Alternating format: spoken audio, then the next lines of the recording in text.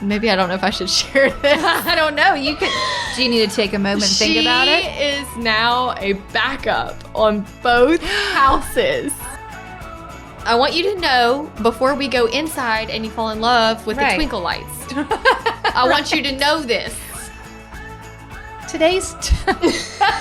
I'm having trouble taking myself seriously as I look at you wearing mirrored sunglasses, but it's fine. Dang. I know. She's like, I'm always a bridesmaid. Yeah. Yes. Sorry. Hi, y'all. Welcome to Hustle Humbly. It's Alissa and Katie, and we are two top producing realtors in the Baton Rouge market. We work for two different companies where we should be competitors, but we have chosen community over competition. The goal of our podcast is to encourage you to find your own way in business. So stop comparing yourself and start embracing your strengths. Hi, Alissa. Hey, Katie. How are you today? Good. Today, I have brought... Oh, wait. Before... I'm gonna set the mood with YouTube. Okay. We're gonna light this candle. This is the Capri Blue volcano. Oh. Why? This is my question about Capri Blue volcano. This is like a hot. Let's see if maybe the podcast can hear. Ooh. Did you hear the flame? What does a volcano smell like? This one smells like citrus, and I don't believe that to be what an actual volcano would smell like. But they make the same candle scent in all these different like colored jars. Like, oh, okay. It's always the scent, but the candle is then different. And I think that's just the, I don't know, blue signature volcano. Capri Blue. Great. Okay, so now we have we've set the mood. Okay. Mood is set. Today I've brought my Coca-Cola Classic with ice. So sorry to anyone who hears the jingling of my ice. Okay. But felt like it was an appropriate time to have a Coca-Cola. Great. And so here we go on episodes, what we believe to be TBD, 117 and 118, because we think it's going to be a long talk. A two-parter. And so we're going to let Jay split it up as he sees fit. Sure. Unless we don't talk for a long time. We don't know. We need a timer. Where's our timer? Hold please. It's in the thing. You could probably just set one on your phone. Oh, I guess I could do that. You need to talk to them while I'm gone. Okay, back again. Oh. They're here. Sorry. Alyssa, talk to them. All right. I'm just doodling in my notebook. Start. Here's your timer. Okay. Can you see Perfect. it? Because I can see it on the actual recording device. Okay. Although we have 22 minutes of garbage recorded before this. Okay. Great. Perfect. Okay, so episodes 117 and 118, obstacles and weaknesses. But first, the beepity beep beep beep beep, the flip report. Okay, the appliances came in early. Okay, great. Very pleased Were with you that. like, how anti-COVID? Yes. I was like, I ordered these early. Just to make sure. Yes. So they're here. Yeah, and they're just sitting in the sunroom. Great. Sunbathing. Okay. Until we have cabinets. Because we have no cabinets. Still no cabinet. He's working on it. He's in the middle of it. Yeah. He builds them on site? I'm not sure what he's doing. Okay. Does he have a workshop? I don't know. Okay. Carry on. Okay. So, he surprised me and cleaned Good up. surprise or bad surprise? Good surprise. Okay. He said, look what I did to the storage room. And he just prettied it up, like enclosed some of the things that were showing that. Oh, the room that's in the house. Yeah, the storage room inside the house that has the AC inside of it. I think I saw a picture of this when you were showing the floor. And the water heater inside of it. He was like, this is ugly. Yes. So he just like built boxes around the AC to make it nice and clean. And I love it. It looks great. It looks so fresh and clean. So now someone might actually want to store something in there. Correct. Love it. We have all the tile officially in stock. Okay. So there is 26 boxes sunbathing also in the sunroom with the appliances. Okay. So that is pretty much where we are. How's timeline looking? All's well? It's looking good. It's going a lot faster than I thought it would. Okay. Yeah, I think so. Okay, so let's go back to obstacles and weaknesses, which we were having trouble naming the show. But I wanted to start with, you know, that one interview question when they say, what is your biggest weakness? Yes, and you're supposed to say something Positive. Let me tell you, I Googled. There is a wealth of Google knowledge about what is your biggest weakness because everyone knows it's an interview question. Right. Everyone wants to prepare for it, and everyone does something dumb like, oh, I just work too hard. Right. I am too early. I am such a hard worker. I get to the office way too early. I always want more on my plate. Like so then there were all these lists of like some of the reasons, I guess they gave you a list of maybe try these. And it was like bad with criticism, impatient, lazy, easily bored. Well, you can't say those things. Well, then they had a whole system for, then you would say what it is, be genuine, and then what you're doing about it. Okay. But doesn't matter because good news, everybody. When you go on a listing interview, never once have I been asked that question. Me neither. Okay. But we're going to talk about our weaknesses because we're asking ourselves the question. And so are you, because we got emails asking. You were asking us about our weaknesses and... Yeah, so that is where this episode is coming from. It's coming from some emails that we've gotten. Well, right. Combined with just things going on in the market in general. There are a lot of obstacles in the job. Yes, especially right now. And I think we're all maybe either hiding them or hyper aware of our weaknesses, right? Right. Like, I know I'm late. Okay. Always late. Mm-hmm. It's just going to happen. Mm-hmm. I've tried all the different ways to not be late. I don't know. I mean, like, it's just what it is. Yep. But we're going to talk about all the different, what were the other ones? Oh, take things too personally and strong-willed. No, I'm done with that. But before we move on to an actual weakness or obstacle, you went to business school. Sure. There is something called the SWOT analysis. Strengths. Uh-huh. Weaknesses. Uh-huh. You want me to do them? What's A? Well, this one said O, opportunities. And threats. And threats. Okay.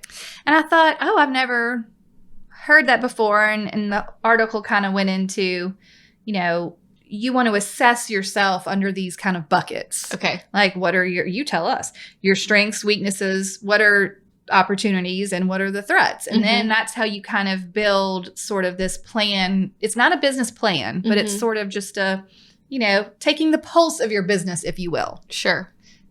Do you remember this from business school? I do. We had to make a T chart. Okay. With SWOT, and we had to write down all the things for your proposed business. Was it helpful?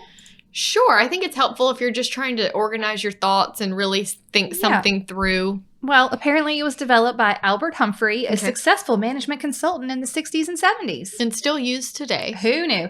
Humphrey was looking for a tool that went beyond maximizing strengths and minimizing weaknesses. See, we all know a little bit about ourselves, but then you also have to take it into account with what's actually going on in that market. So what are the threats to your business? Where are the opportunities? And I thought that was a nice way of like rounding it out. It's just not about you and your strengths and weaknesses, but what is the broader business environment like? Mm-hmm. So I think that's going to come into play in some of our topics. Right. Okay. So I found that interesting, and now you can do it yourselves if you'd like. Okay. Okay. It's kind of like a pros and cons list. Yeah. But with strengths, weaknesses, opportunities, and threats. They went through some of them actually in this article from Market Leader about what are some real estate ones. Do you want me to share a couple? Sure. Okay, some strengths. Solid understanding of real estate taxation. Oh my. Whoa. Can you even? Access to an affluent natural market. Okay. This would be, I guess, strength in your business. Mm-hmm. Live in a desirable community with generally high real estate prices. Oh, this is what an imaginary SWOT might look like. Sure. Okay. Expert on condominium association dues. Willingness to do shoe leather prospecting. Have you ever? Shoe leather? Like boots on the ground? I guess. Actually. This is a new one. Never heard of that before. Okay, anyway, shoe leather prospecting. Oh, okay, wait. This is an example. Fluent in Mandarin Chinese. Oh, that's it. Okay. You follow me? Tangible. This is like, what would be a list of strengths for an imaginary person? Okay. Okay. Weaknesses. Substantial economic uncertainty in a local area. Lousy computer skills. Okay. That is a weakness. some of these I want to skip. Okay. Limited savings, no interest in property management. Okay. Not interested. No. Limited budget for marketing or direct mail. Okay. Weak back office or poor systems in place.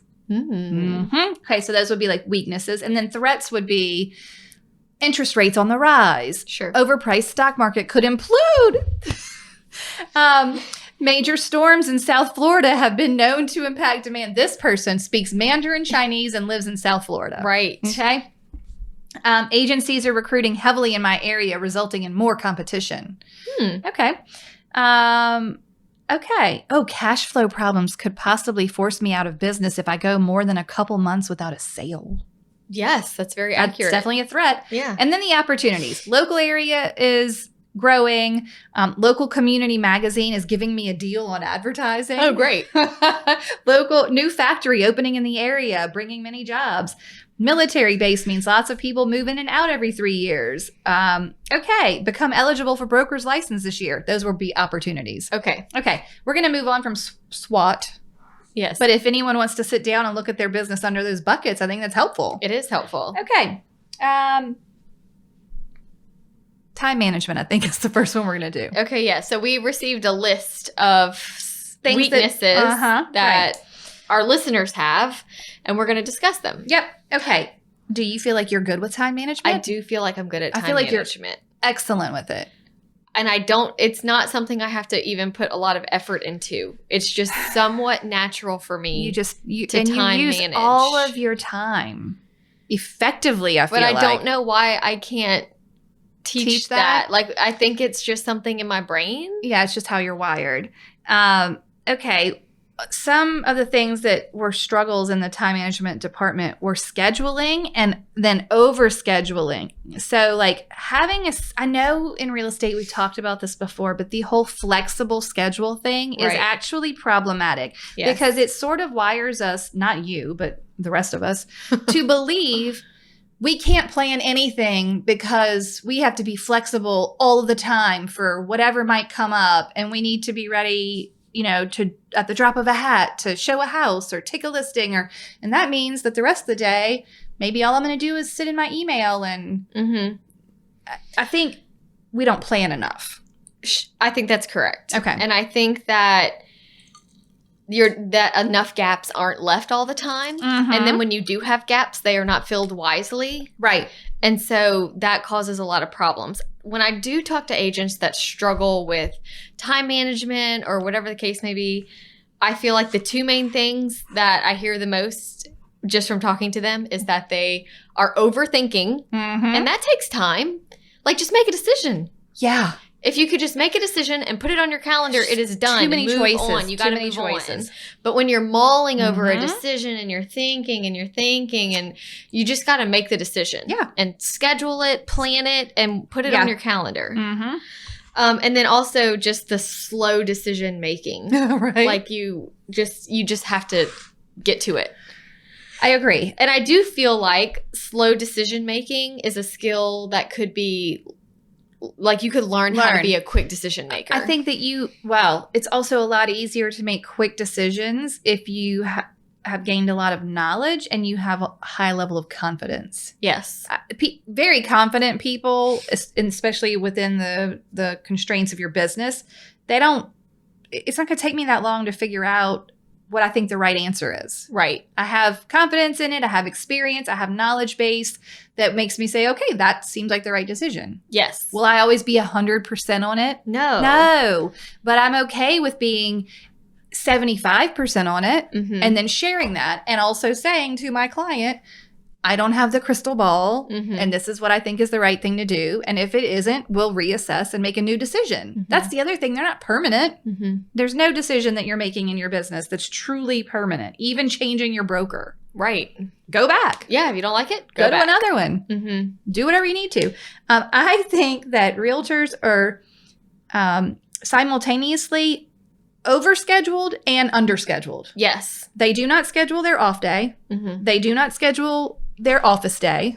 They do not put things in their calendar like whatever they want to do, database work or prospecting or social media. Well, here's what frustrates me. I think that they put a lot of things in their calendar that they just say, I can move that. Yeah, I don't know. Because then nothing is ever set in stone. You're always flying by the seat of your pants. Yeah. Well, it says I'm supposed to be working on my database on this day, or that I dedicated this day to recording the podcast, or that I dedicated this day to lunch with my friend. Right.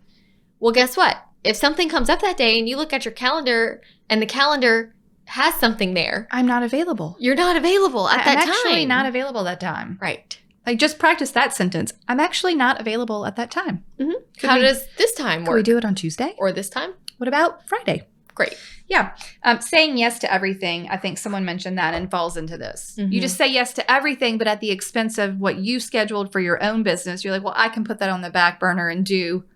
And sometimes it's things that maybe are nice, but you just don't have time for. Like, maybe your friend at the office wants you to come to their agent tour, and as much as you'd like to support them, that's the day when you schedule to do your prospecting, and you've got to do it. Right. So I think we have to schedule it in and then protect it fiercely. We are so quick to cancel on our friends. Yeah. And our family. Yeah. And ourselves. Yeah. Rude. Very rude. It's not good management of your, it's just, it will lead to burnout. Right. And mentally, it's just unhealthy. Like, then you're going to not be happy with what you're doing. Right. Because you're always saying no to the things you wanted to do. But it is perfectly fine. And I feel like whenever I tell a client, hey, I actually have something at that time, it reminds them that, oh, I'm not the only she client. has other clients. Oh, yeah. I know. I need to be respectful. I think that having a set schedule, if you're having trouble getting in the practice of this, it's a lot easier if you just tell yourself and put it on your calendar and you say, every Tuesday is my office day. And then whenever something comes up and it's a Tuesday, you just automatically can say, Tuesdays aren't good for me. Tuesday's not good for me. And you don't have to remember, shoot, what day did I put my office day in this week? Or don't even look. You just say, I'll move it around. Just get used to being like, Tuesday, can't leave the house.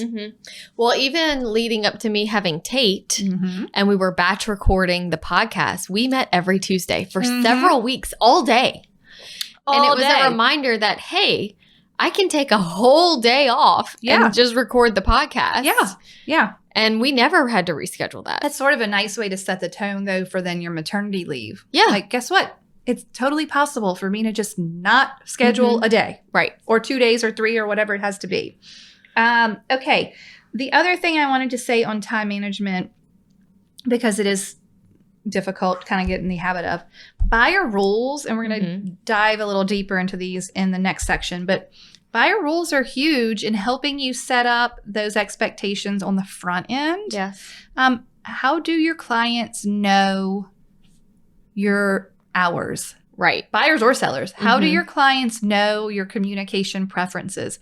How do they know whatever, your off day or your office day? It's okay for you to say, I don't work on Sundays or whatever day I don't work on Thursdays. It's okay. But how do they know? You can't say it and then they don't know. And we talked about that in the communication episode last week.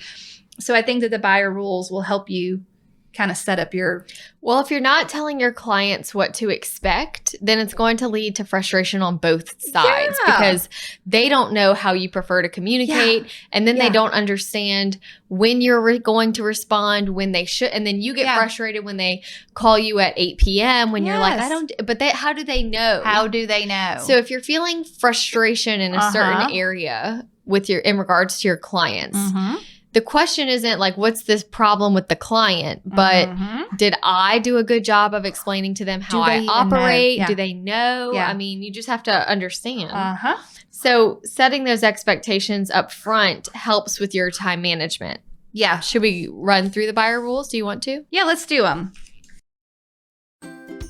Hello, friends. We are so excited that so many of you are using the template course, and the reviews are just pouring in, letting us know that it has helped your business as much as it has helped our business. Yes, listen to this review. Thank you so much for providing this wealth of information, knowledge in template form. So far, I've used a handful and received positive feedback like, this is so professional, or I really appreciate how organized you are. I mean, can you imagine? Yeah, your clients are actually going to say that. Yes. All right, here's another one. Thank you so much for this. I can't tell you how many times I've started this and how many notebooks of samples and notes I had. I have ADHD and it is super hard to stay focused on getting it done. Having it all in one place is going to make it so nice. That is what we're here for. I know. Just look, you don't need to reinvent the wheel. Just use these. Yeah, nice and simple, easy, ready to go, ready for you to put your own logo on, make it sound like you. So head over to hustlehumblypodcast.com/course and check it out. That's right. And you're going to enjoy them. You're going to love them. You're it's going to change your life. Literally fired my assistant. They are the best. Okay, enjoy the template. Yes, enjoy. Some of them are just about keeping a client. So let's not go through all of them. Let's just go through the rules that pertain to time management. All right, do it. Because there are several buyer rules. If you have our templates, you know what the buyer rules are. Yep. But one of them is most appointments require notice. Yes. So that just lets them know. This email did used to say 24-hour notice. Yes. But the market made it so that just wasn't You may want to modify that. feasible. But some notice, several hours notice, 12-hour notice, something like, something. But they require notice is the key part of this. Right. We can't just say, oh, I would like to go right now. Mm-hmm. And that's to protect you just as much as it protects the seller and the process. Yeah. Some sellers do say 24 hours. Do you find that they stop doing that though? Yes. Yeah, because I think we're preparing them that, hey, the first 2 to 3 days might be the busiest. Full with showings. So they're not like, I need 24-hour notice because the market's so fast. They just know to be ready for the first few days. Yes. Okay. Well, y'all, one day the market won't be fast. Mm-hmm. And we might go back to 24-hour notice, but either way, you need notice. I can't wait for that day. I know you're ready for it. I am. I know it's so crazy. I just want a level market, not a buyer's market, not a seller's market. Just regular. Perfect harmony. I want to be like Goldilocks. Can I not too big, not too small. Can I just have it? I don't know that that's going to happen. So anyway, what's another buyer rule? Your preferred method of contact. So mine says email is always the best way to reach me, especially if you're sending houses that you need me to check on so I can get to my computer, pull disclosures. Right. Then your phone's not going off all day. Well, right, because the phone is the number one thing that is going to draw you off of your time management goals. Yes. Yeah. It's the shiny object. Yes. I've answered the text from my client and I took care of the thing that took me 2 seconds, which I should have gotten in an email, but now I've done it. Now I'm on the phone and who messaged me on Instagram? Right. It's just a bad vicious cycle. It leads to so many things. Okay. This isn't one of our rules, but your office hours being in that email. Yeah, that's huge because it's in the and even if you want to have it in the not subject line, your signature of everything, you can say it nicely. Sure. You can say it meanly. I think we have it as my office hours are Monday through Friday, 8 to 4, and many other times by appointment. Yeah, from our friend that you saw. Yeah, we like that. I love that. Because that just sounded like I'm still available. We just have to, if it's outside of this time, we might have to do some arranging. Yeah, we need an appointment. Yep. Okay. Any other buyer rules you want to share? Those are the only ones pertaining to time management. But letting your buyers know these things up front.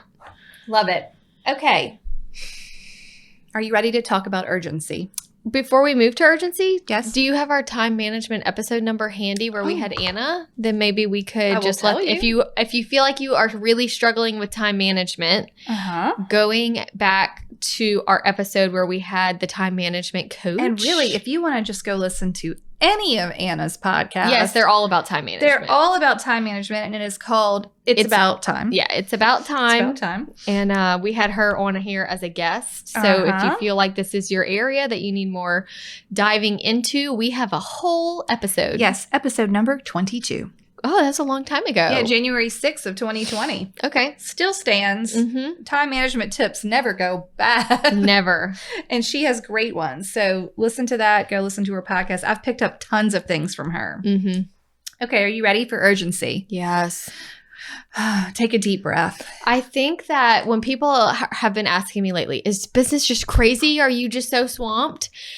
My answer has been the same. It's that it is very different right now in that in the past, I used to pick a Saturday or a Sunday. And that was my one day that I showed all the houses. Like we would go house hunting on the weekend. Right. I hardly ever do that now. It's easy to take a weekend off now. Yes. Because all of the houses popped up during the week and you had to see them right away. Instead of batching them and seeing them in groups, we're seeing one house at a time as it hits the market. Yeah.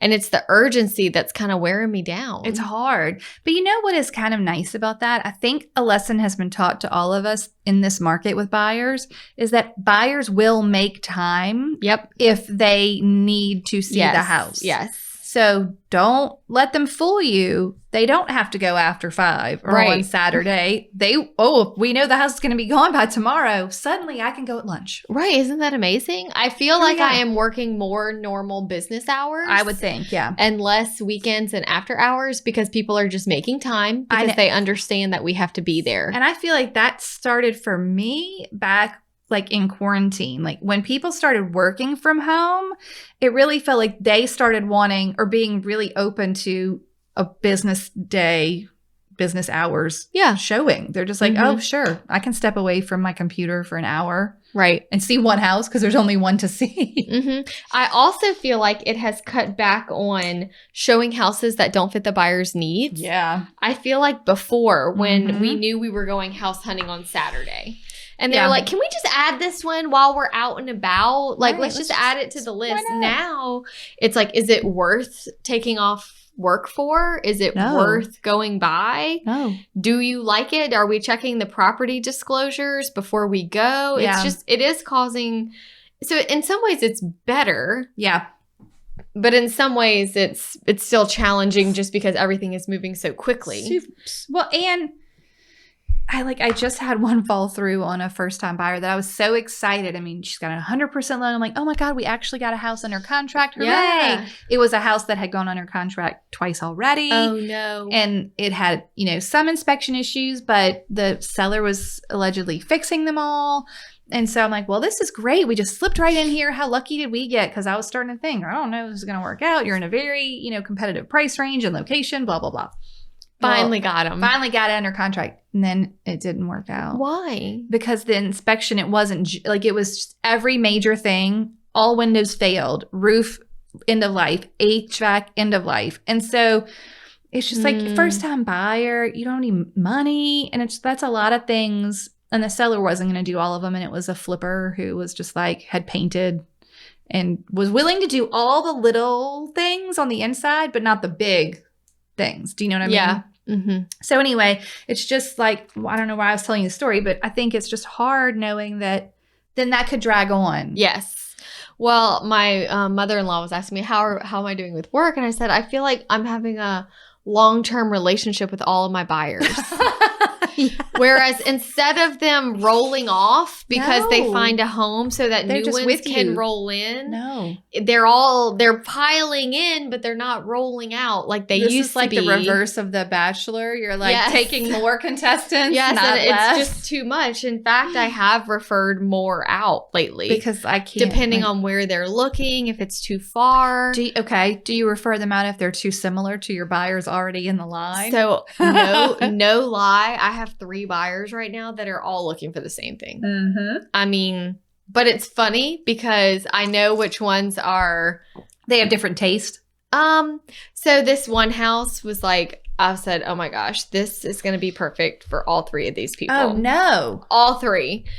What did you show them open house style? So I emailed it to all 3.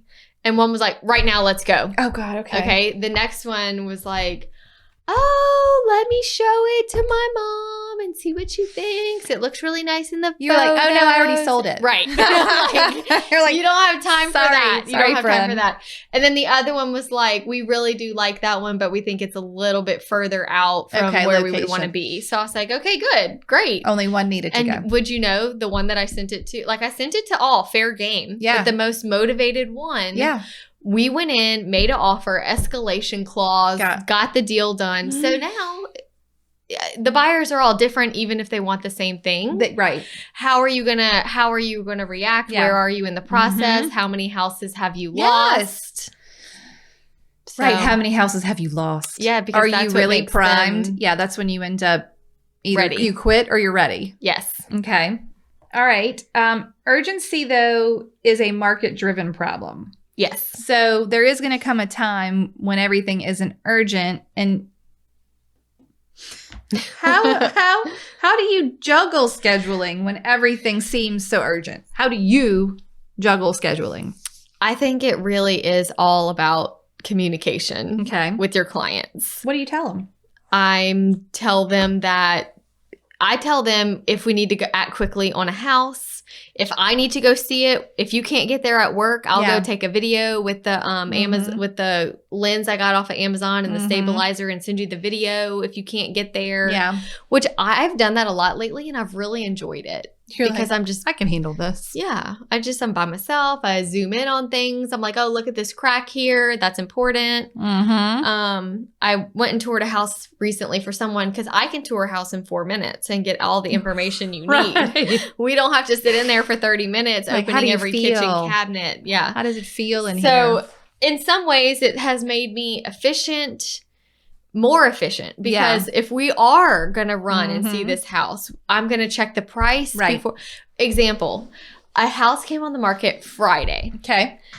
It had a really cute back deck and patio lights. Patio lights. Patio lights. That's all you really need. Lights. I know what you're talking about. It made for the most lovely backyard photo. I believe it. My buyers sent it to me. Oh my gosh, Alissa, this house right here. We love this house so much. We have to go right now. It had been on the market for about 4 hours. And so I said, let me run comps. It was a DSLD subdivision. Okay. So every house is the same. Okay. They were priced about $17 a square foot more. But they had twinkle lights. Right. Twinkle lights that when doing the math equated to about $36,000. You were like, I will buy you some darn twinkle lights. I said, not only if you buy this house could you get your twinkle lights, but you could have a deck built, maybe even a concrete slab for your deck. You don't even need a pool. Yeah. I mean, what you could get because this house has a cute backyard. So they looked at the CMA summary. They were like, oh. I just emailed them the CMA summary and the husband was like, absolutely not. No. Like we would never be able to sell this if we. No. Because they're also the type of buyers that they may have to move in 2 to 3 years. That's tough. So they're like, we can overpay a little, but we cannot do this. No. So we did not go look. Okay. And it ended up going on because I sat down at the computer. I emailed the agent, hey, how many offers? He emailed back. After I had ran numbers, he emailed me back and said 5 offers. So it went over. You know it did. I'm assuming it did. But they didn't even want to go see it. And this was a house that they were like, Alissa, this is the one. This is it. And I said, great. Let me just check everything before you take off work. He's a teacher. You don't get a sub just yet. No. Like he was getting substitute teachers so that he could run out and look at a house. Oh gosh. Like, watch my classroom. I'm leaving. I have to go get this house right now. But then you look at the numbers and you go, well, that makes no sense at all. You know, the hot tip for anyone, side note, why don't you just start buying your sellers some twinkle lights? Right. Ambiance is so important. So important. Even like a little $50 fire pit from Home Depot. Make it a moment. That's seriously though. That's exactly what happened in this situation. It was the twinkle lights. I'm going to go look at that listing. Yeah, I have to send it to you. It's so cute though. It is cute. They did a great job. But But at the end of the day, it's not a $36,000 twinkle lights. Another moral from that story is that we have to be the level-headed ones as the professional. Okay, I agree. I was going to say the thing to learn here is it's important to have the hard conversations up front. Yes. If we're going to go to one showing a day, every other day for months on end, we can't just see it just because. No. We need to know all the information. But Alissa, explain that to me because you have way more buyers than I do, that means you have to look up the PDD and you have to do a CMA. And maybe back in the day when you showed 5 houses to the same buyer on Saturday, you weren't doing 5 CMAs. I was not doing CMAs on all of them, but I was checking every disclosure. Sure. Okay. At least. So do you think it is an even swap of time for, well, I don't do 5 showings in a row anymore, but I do 1 and I have to be a little bit more thorough on the front end? Or do you feel like you're actually spending more time with buyers now because you're having to see so many houses over a longer period of time? I would say at least 3 times a day, I'm looking up an address, checking the property disclosure, and doing a CMA summary. Okay. I can do that at this point in under 60 seconds. Yeah. So to me, it's fine. It is nothing. Okay. To just click that button. Yeah. It's very simple. Yeah. So to me, it's not a lot of time, and it's very much worth it to check those things instead of trying to go. Just so I can, and it also helps me with them to say, hey guys, we are going to go see it at 1:00.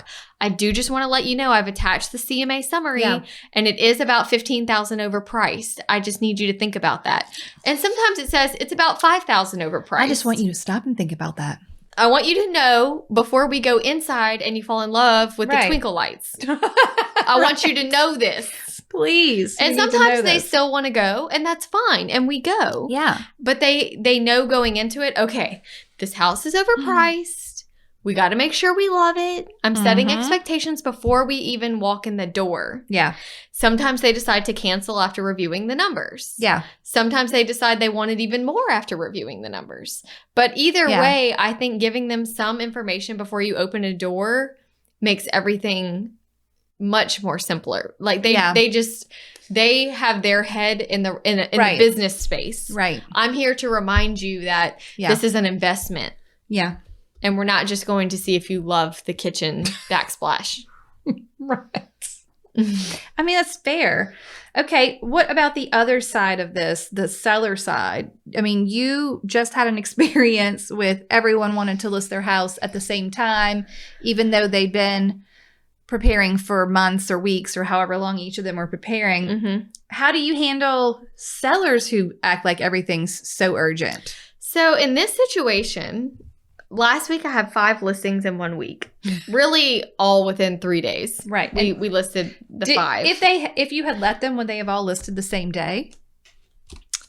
So here's how I managed that. All right, let's hear it.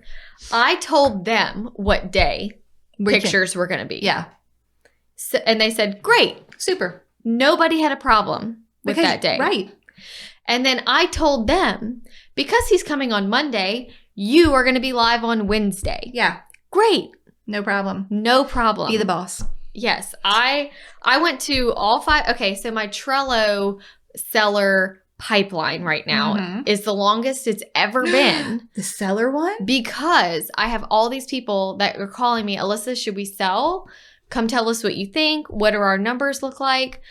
And they would sell. They just don't know where they're going. Right. So they want to be sellers, but they don't want to be buyers. Well, they want to take advantage of the seller's market, but that just turns them into a buyer in a seller's market. Right. I mean, hello. So, but every time I get a call, I put them in the pipeline because, hey, it's sooner or later. Once they've thought about it, eventually they're going to sell. So all 5 of these people I have talked to over a month at least. I think one of them was like a newer client that was just, hey, we need to sell our house. Yeah. But it just worked out timing wise that they were all ready at about the same time. So I said, no problem. And I have to tell you, to see the systems working made me go, oh my gosh, this is excellent. Yeah. Okay. Because this is exactly how it all went down. So the week prior, I went to all 5 houses one time. Yeah. I told each of them, here is what's left to do. Yes, here is your final homework. Okay, but to be fair, they all received a pre-listing email that told them how to prepare their house. Yes. So the pre-listing email goes out. Yeah. I tell them, when I come to your house, I want the property disclosure and I want the information sheet filled out. Yeah. Also attached, I want this checklist done for photos. Okay, great. Wonderful. When I come, we'll just do a quick walkthrough and see if there's anything else and get them scheduled. Yeah. So then I go to all 5 houses and I say, okay, great. They all 5 did a great job. Oh, nice. Some maybe their list was a little longer than others, but it really wasn't anything major. So we just go through the fine tuning of everything and discuss the game plan. And then I tell them when photos are going to be and when we are going to be on the market. Yeah. Great. All of them had their disclosure and information sheet ready. You were like, good That never students. 5 for 5. Everyone got an A on homework. That never happens. Wow. So the photographer went, took photos. I got them back. I wrote the description and it was listed. Okay. Easy peasy. Right. To see it really wasn't getting them all on the market was not fine. bad at all. Okay. But it took me saying this is the process, but nobody questioned the process at all. No, because you confidently told them That's like this is what the you dentist do. being like, all right, here's what we're going to do. First, we're going to give you some laughing gas and this and that, and then we're going to pull out all your teeth. And then they're like, well, what if I don't want the laughing gas? I want my teeth out now. Like, no, it doesn't work trust me, you don't want to do it that way. You don't want to do it that way. You want to listen to the professional and do it the most least painful way. And that's the least painful way is the prepared way. Yes. Be prepared. Yes. Okay. But where does this take a turn? What do you mean? Because the week wasn't. So I saw the photo of you. You looked like you had been through it. Because all 5 listings got multiple offers. Now tell us the rest. All 5 listings got multiple offers. Agents were texting me, hey, what's the update? I'm like, I don't know who this is or what house you're talking about. Who are you? I literally responded and said, I'm sorry, I don't know who this is or what property you're talking about. Please email me. I had that saved and I copy and pasted it. You're like, I copy and pasted it at least 6 times. You're like, have a nice day. I don't know who you are. And then it was funny because 2 of my listings were both in the same area, but they were about a $40,000 price range. Oh. And one went on the market Monday and then one went on the market Wednesday. Well, I was seeing the same agents showing the same ones. And so then I'm like, are you talking about this one or that one? Because you showed both. I don't know what you're talking about. Right. Help me out here. So I knew this was coming.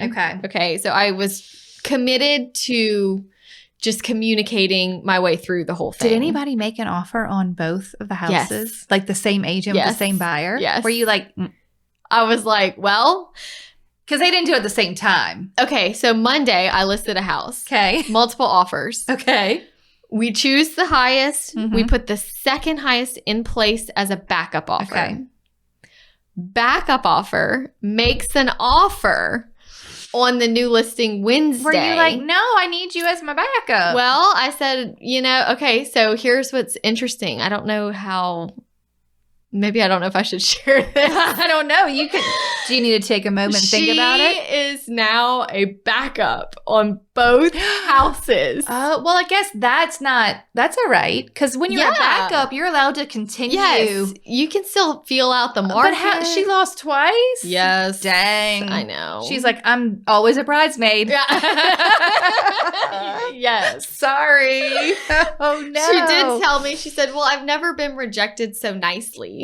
Thank God. And I thought, well, that was good because I did use the rejection template about I'm sorry and this is why. I fluffed that up right nice for you. You did. I really appreciated that. Well, they also appreciate it. Yes. And so out there. It allowed me to use the templates for rejections to notify everybody. I was using showing time to keep everyone in the loop. Okay. And everything ran, even though it was, here's what took forever is that I got 5 offers on one. Okay. I had to do electronic signature for acceptance. I had to type a counter offer for a backup. And then I had to do 3 rejections. I've done it. So it just took a lot of time. It's just time. Just time. Okay. And you don't have your assistant do any of that. I was like in the trenches and thought, I'll just do it. Yeah. I mean, I just did it. Now, there was one when I was in New Orleans, because I was in New Orleans also last week. Right. Where I sent her just the rejections. Yeah. I handled the acceptance and I handled the backup offer. I just knocked those out because they were more time sensitive. Yeah. I told the people we were rejecting, hey, I'm sorry, we didn't choose you. We are also not choosing you as a backup because we put the second highest. Your rejection will be coming soon. Yeah. I have used that. Those did not need to happen right now. The rejections could be the next day. Right. So she did those. Also have to keep in mind, that means the seller has to log in and initial all those offers. And it is time consuming. It is. Especially if they then have questions. All right. So you were basically swamped not up late, but working. Yeah, I mean, I was up till 9 p.m. At least 3 nights in a row. Okay. On my computer. Like, I put the kids to bed. And then go back to work. And then I got back on my computer because I was handling the offers. Yeah. Insert the agents here that say, shouldn't you have an assistant? Shouldn't your assistant be doing these things? Right. But honestly, this is the only week like this I've ever had where it was 5 new listings and multiple offers on all of them. Right. Like, that's never happened to me before. It's just an unusual moment. Right. Okay. Like, maybe 1 listing a week gets multiple offers here, but never 5 for 5. No. So I didn't need to hire an assistant. It's a rarity to just take 5 listings in 1 week. Sure. That doesn't happen. That doesn't normally often happen to me either. So I think I even told my husband, I said, look, I'm listing 5 houses this week. They are all phenomenal and they are all in really good price points. So was he like, bye? Yeah. And he was fine. I will see you next week. But he knows that I'm not going to do this every night. No. Like, this isn't how I operate. Okay, we got to do another one before you melt. I didn't even prep to. Here we go. This is from, okay, are you ready for a toast? Sure. I guess I should say Jay. We had to put in the 2 toast and the 2. He's going to be like, this is a disaster. Sorry, Jay. Okay. Oh, I've got to look up putting his technical skills to He's work. Going to be fine. You're going to melt. He'll be just fine. I think the air just kicked on. I sent him a text. I had it on like 72, which is normally just fine. But I did send him a text that we were on the face of the sun. We're dying. So hot. Oh, man. I'm trying to find this friend who sent this toast. Hold on. Sorry, YouTube. Watch Alissa as she melts. All right, here we go. Today's I'm having trouble taking myself seriously as I look at you wearing mirrored sunglasses, but it's fine. Today's toast is from Jenna Brown. Okay. Jenna is in New Jersey. Great. Wow. Yeah, Robbinsville. Okay. And Jenna would like to toast. Well, I'm just going to read her message. Ready? Okay. Alyssa and Katie, I've never met either of you. Oh. But you feel like friends that I have a weekly date with. I love listening to Hustle Humbly on Mondays to set myself up for a great week and learn so much. Wonderful. I want to toast my brother, Brandon, for inviting me into business with him a few years ago when I really needed a career and life change. Real estate has been such a blessing to me, and now that my own business has grown, he and I lead and mentor a team of 5 new all-female agents together. Wow. So in a way, this is a double toast for the ladies of Rasmussen Realty Group. Rasmussen Realty Group. Okay. As well. We work out of Keller Williams Premier in Robbinsville, New Jersey, with the most amazing team leader, Maria. This feels like we're just toasting that whole everybody. Office. When great support staff. Oh, see, she says, well, now I've gone and triple toasted. Sure enough. All of this to say who you work with really matters. And I'm so grateful for the people who have helped me grow in business and in life. That's so sweet. So cheers to everyone. Brandon. Okay. The Rasmussen Realty Group, Maria, and the great support staff. Lovely. Thank you, Jenna. That was absolutely fabulous. Wonderful. And Alyssa is going to go take a cold shower. Yes. Goodbye. Goodbye. Sweating. Thank you so much for tuning in to the Hustle Humbly podcast. Let us know who we should toast to for the next episode. Be sure to follow us on Facebook and Instagram at Hustle Humbly Podcast. If you have an episode, topic, or question, please email us at hustlehumblypodcast@gmail.com. Be sure to subscribe to the podcast and leave a review. See you next week. Bye. This is the good life. Oh my God, that's so funny. Get me out of here. This is what happens to me in the afternoon.